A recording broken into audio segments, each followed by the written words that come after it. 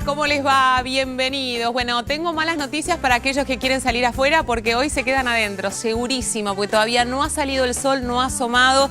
El pronóstico es esos días grises con esa nube a media altura que realmente no te permite ni siquiera mirar el horizonte, con lo cual quédate, disfrutá de la mañana en tu casa, disfrutá del programa de hoy. Tenemos temas muy interesantes que vamos a compartir. Les quiero contar que a partir de primero la temperatura, 14 grados 2 décimas, cosa que se vayan preparando. Si me miran a mí, estoy media desubicada, o sea que no es un parámetro la ropa que hoy tengo, pero viste que hoy en la Argentina uno nunca sabe el tiempo, entonces la moda acompaña una cosa como de temperatura media para todos lados. La niebla, la están mostrando, tremenda niebla. La temperatura, decíamos 14 grados 2 décimas, se espera una máxima de 18 grados alrededor de las 4 de la tarde, con lo cual está como para la famosa cebolla.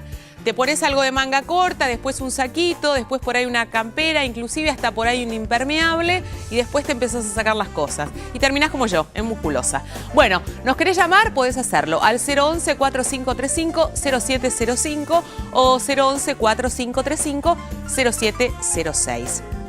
Tenemos nuestra página Facebook, donde también podés contestar la encuesta, que ya mismo te la voy a decir. Es www.facebook.com/Red de Salud. Y lo que te estamos preguntando esta semana es ¿cuánto haces de lo que el médico te indica como tratamiento?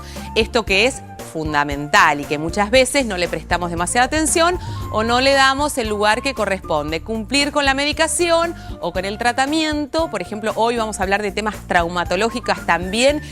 Cabe para estas situaciones. ¿Cuánto haces de lo que el médico te indica como tratamiento? Y las respuestas son el 100%, la gran mayoría, lo que puedo y nada.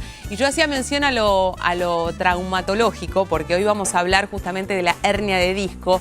Y viste cuando el traumatólogo te dice, bueno, tenés que ir al kinesiólogo. Y vos ya lo mirás con mala cara. Pero ¿cuántas sesiones me va a dar, señor?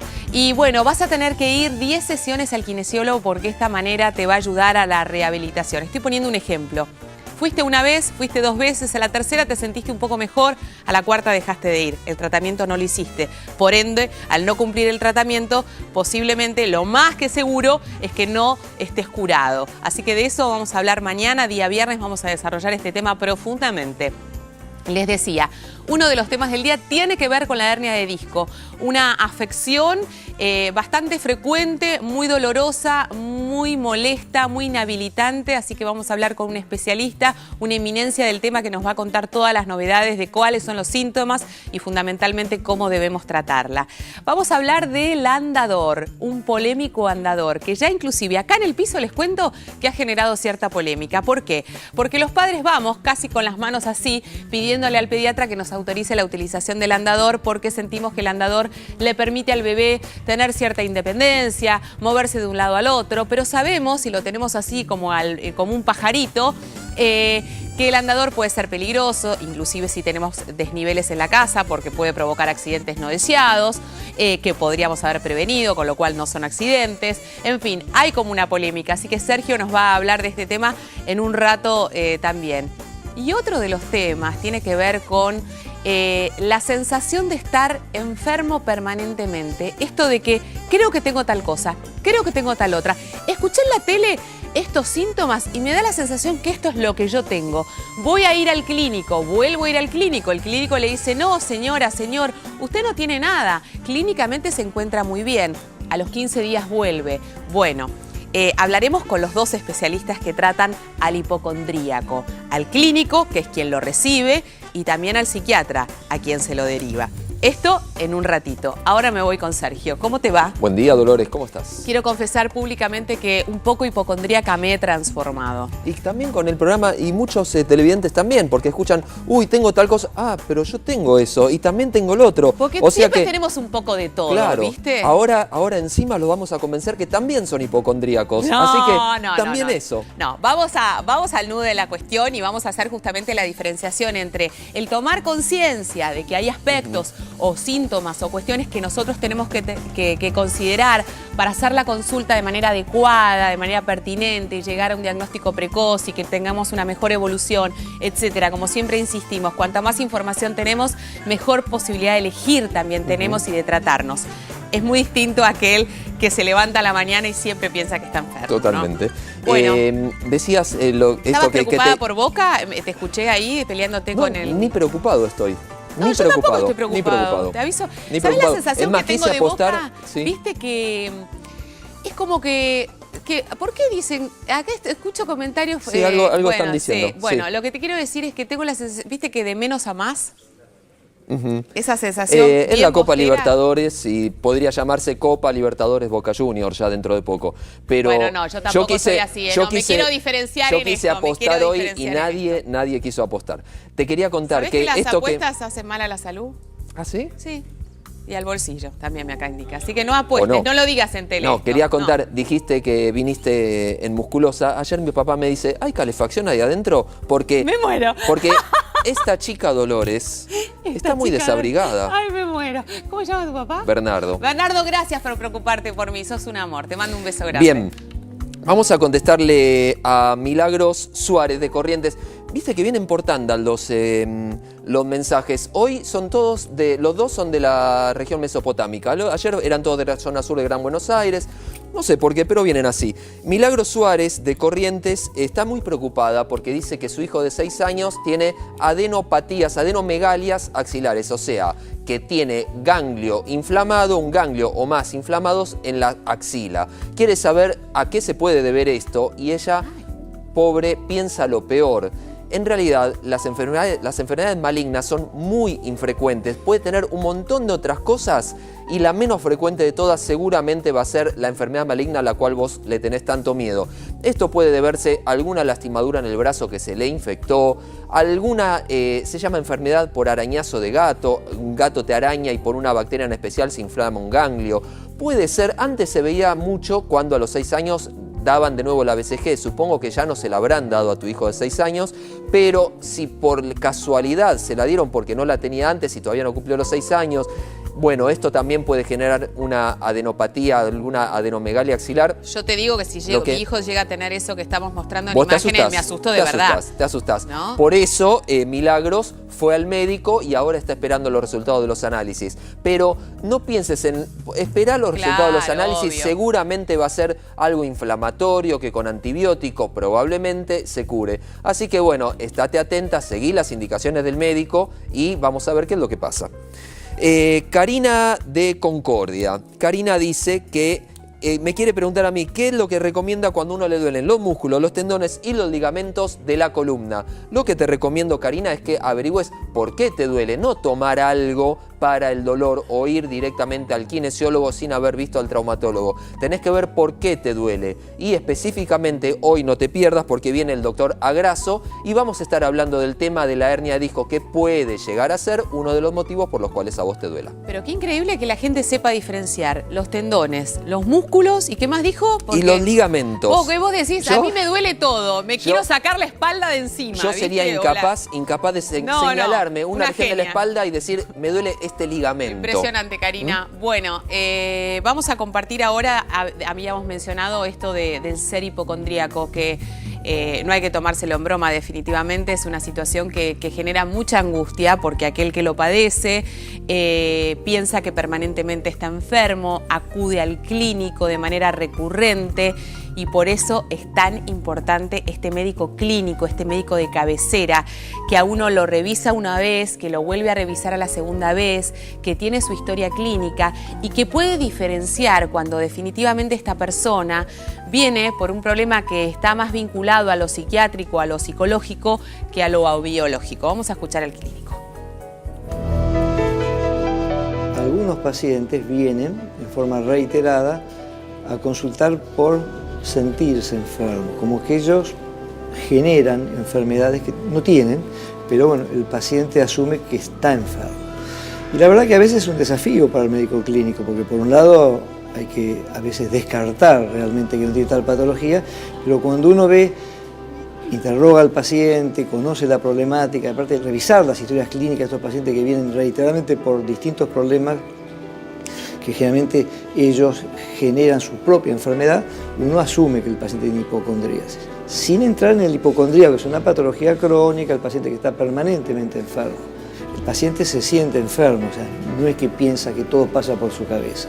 Es más, asume muchas veces enfermedades que son a veces de difícil diagnóstico para el médico, sobre todo en la tesitura que el paciente se siente enfermo, y es un desafío para el clínico que tiene que descartar que no hay nada orgánico y pensar que, entre comillas, todo pasa por su cabeza. Y no siempre el paciente entiende que todo pasa por su cabeza, o sea, busca una explicación orgánica.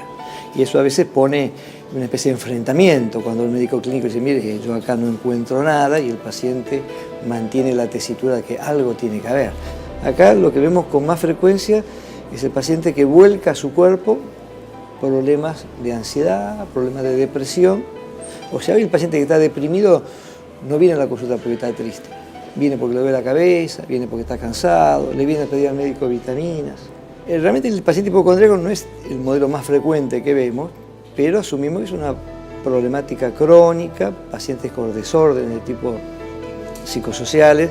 Y en general, si el médico clínico descartó la patología clínica, lo ha visto, lo ha revisado, los estudios también, y asume que la problemática es más de una índole psiquiátrica, nosotros derivamos a los pacientes, lo derivamos al servicio de salud mental. Bueno, esto es muy interesante porque cuanto más información nosotros podamos brindar, mejor uno se puede sentir sabiendo que no es la única persona a la que le ocurre. El médico clínico hacía referencia a una situación que me parece que es vital, que es que la persona que acude al médico, haciendo referencia a un cuadro clínico en particular, se siente enferma. No es que piensa que está enferma, se siente enfermo. Entonces el médico clínico debe atender a esta situación, que es que la persona se siente enferma, y debe interpretar que, habiendo hecho los análisis y los controles adecuados, esta persona podría ser tratada en otra instancia, a otro nivel, sabiendo todos ya a esta altura del partido que la cabeza no se separa del cuerpo y que acá hay una unión, y que obviamente lo que no está resuelto en la cabeza puede afectarnos el cuerpo también. Está con nosotros el doctor Harry Campos Cervera, que es médico psiquiatra y psicoanalista. Yo creo que es fundamental esto que vos dijiste recién, que somos uno, mente y cuerpo es una sola cosa. Esto es importante para los pacientes hipocondríacos porque en general la gente piensa que son pacientes que son imaginarios, y no es así. Desde el punto de vista del hipocondríaco, él está enfermo y siente su cuerpo. Entonces, una cualidad de la hipocondría es precisamente la hipersensibilidad y la hipervigilancia con respecto al propio cuerpo de uno. Claro. Esto hace que las sensaciones que por ahí tenemos nosotros habitualmente sean significadas de una manera alarmante para la persona que tiene esta predisposición. Entonces siente que esto es un trastorno, una enfermedad, concurre al médico y va, pero él se siente enfermo. Lo peor que le pasa a este paciente es cuando el médico le dice, mire, usted no tiene nada, porque él sigue creyendo que tiene algo. Claro. Entonces, lo que plantea el colega de derivarlo a salud mental es una medida muy importante, porque ese es de alguna manera el ámbito donde estos pacientes se pueden tratar. Que no está mal, que esto no es una mala palabra, digo, porque hay también una fuerte resistencia en aquel que acude a un médico clínico y dice, no tengo nada, y el médico me derivó al psicoanalista o me derivó al psiquiatra, como si esto fuera una situación de vida o muerte, y todo lo contrario, posiblemente sea el ámbito donde yo voy a poder resolver esto que me está pasando. Es un ámbito donde uno puede resolver, primero porque el paciente viene sufriendo. Para hablar de una hipocondría necesitamos que el paciente se sienta enfermo durante meses, de que esta enfermedad altere su vida normal, es decir, ya sea por no concurrir al trabajo, altera a la familia, lo altera económicamente porque se somete a estudios muy caros, etcétera. O sea, un elemento importante es la permanencia en el tiempo. Sí. El otro aspecto que es importante es que este paciente tiene esta hipersensibilidad en el cuerpo porque, por un lado, es una forma de identidad, posiblemente en una familia donde tenía más relevancia la necesidad física que la necesidad afectiva. Entonces, por ahí una madre que le presta más atención al hijo cuando tiene una línea de fiebre, en lugar de cuando dice, mamá, vení, abrazame, esto va predisponiendo un futuro hipocondríaco que va a significar las cosas de su vida con su cuerpo. Va armando un patrón de conducta que después... Va armando un patrón de conducta. Es decir, nosotros tenemos que diferenciar también la hipocondría. La hipocondría en psiquiatría está dentro de los llamados trastornos somatomorfos, es decir, trastornos que tienen que ver con el cuerpo. Tenemos por un lado la hipocondría, que es esto de sentirse enfermo. Tenemos por otro lado las somatizaciones, que son conversiones que hacen la persona. Un paciente que tiene un trastorno de ansiedad de repente puede hacer un dolor o puede ser un trastorno gastrointestinal. Sí. Es decir, esos son somatizaciones, trastornos conversivos. Tenemos también la fobia a la enfermedad, es decir, el hipocondríaco se siente enfermo. El fóbico a las enfermedades tiene miedo de contagiarse de cualquier enfermedad. Y esto es una diferencia importante. Sí, fundamental. No es aquel que está todo el tiempo con el gel antibacterial, que no toca los picaportes, que no toca las puertas, que no tiene contacto con otras personas, que se va aislando de alguna u otra manera. O que ve una persona resfriada y ya empieza a estornudar y siente que ya se contagió, etcétera, etcétera. Eso tiene que ver más con bien otra cosa. Con los trastornos fóbicos. Y un tercer elemento del trastorno somatoforme es el trastorno por dolor. Hay personas que sienten un dolor que clínicamente es inexplicable, pero que lo sienten de verdad. Y ese dolor es inhabilitante y le genera alteraciones en su vida normal. Entonces, aquella persona que siente estar enferma durante varios meses, que esto no se circunscribe a una situación en particular, digo, me siento enfermo durante 2 semanas y que después esta situación no se repite en el tiempo, no es. No. Pero sí que se mantiene en el tiempo, que afecta enormemente su trabajo, su familia, su condición inclusive económica. Podríamos decir que amerita una consulta con el psiquiatra. Totalmente. Y tenemos diferentes variedades. Vos fíjate que... A ver...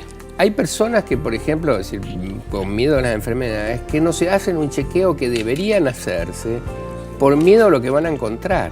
Entonces, por ejemplo, una mujer que tiene que hacerse, qué sé yo, un estudio... Una mamografía, mamografía, un Papa Nicolau, un hombre, un estudio de próstata, un estudio cardíaco, etcétera, lo posterga porque tiene miedo de descubrir algo, cuando la lógica sería decir, todo lo demás, cuanto antes lo descubro, mejor. Siempre es mejor saber. El extremo en Angelina Jolie, digamos. Obvio, que por supuesto. Prevé de algún modo. Y tenemos otra clase de hipocondríacos que yo le llamo los hipocondríacos de prospecto. Son pacientes que uno le da una medicación. Sí. Llega a la casa, lee el prospecto de la medicación y 2 minutos después está sintiendo todos los síntomas que dice el prospecto, cuando en realidad la dosis, porque normalmente en psiquiatría uno va titulando la dosis de a poco, la dosis no justifica que emerjan esos síntomas, pero el paciente ya siente todo ello. Claro, y esto es muy angustiante porque es algo que el paciente no puede manejar, que es una situación que le resulta insoportable también a la persona que lo padece. En general, aquellos pacientes que tienen un diagnóstico de hipocondría, ¿se tratan con fármacos, se tratan con una terapia psicoanalítica? ¿Tiene cura? ¿Es una condición con la que va a convivir toda la vida? ¿Cómo es? Es muy complejo, porque si bien es cierto, tiene que ver con aumento de ansiedad, y uno podría decir, bueno, voy a darle una medicación para la ansiedad. Sí. En general, alto porcentaje de las medicaciones ansiolíticas generan acostumbramiento, generan tolerancia y después generan adicciones. Es decir, la gente no sabe, pero hay personas que toman tranquilizantes y que no pueden dejarlo de tomar por un tiempo. Esto es un peligro, más todavía en estos pacientes que sienten un síntoma y entonces empiezan a automedicarse, porque dicen, el doctor me dio esto, y se sienten legitimados de tomar más de lo que estaba indicado o por más tiempo del que estaba indicado. Esto es un peligro con estos pacientes. Es difícil. Ya son pacientes que por otro lado vienen automedicados, porque con la irrupción de la internet, todo el mundo siente un síntoma, entra a internet y aparecen foros que explican cualquier cosa, o se automedican o saben de su enfermedad más que el médico. Entonces, Esta es una cuestión. Yo creo que lo que es más efectivo con estos pacientes son las psicoterapias, es decir, en donde uno pueda, por un lado, ayudarle a salirse de la hiperintensidad, es decir, de esta investidura libidinal excesiva en su propio cuerpo y poder investir el mundo. Es decir, supuesto. Desnarcisizarlo sería. Está bueno, está bueno. Eso es un aspecto. Y el otro, ayudarle a desarrollar una identidad que no sea a través de la enfermedad. Es que esté vinculado con otra cosa. Que esté vinculado de alguna manera con otra cosa. Bueno, el doctor se va a quedar un ratito, así que si vos tenés consultas, podés llamarnos al 011-4535-0705 o 0706. También podés enviar tu consulta a través de Twitter, Red de Salud TV, y también a través de nuestro Facebook, www.facebook.com/Red de Salud. Después también estaremos hablando del andador. Ya venimos.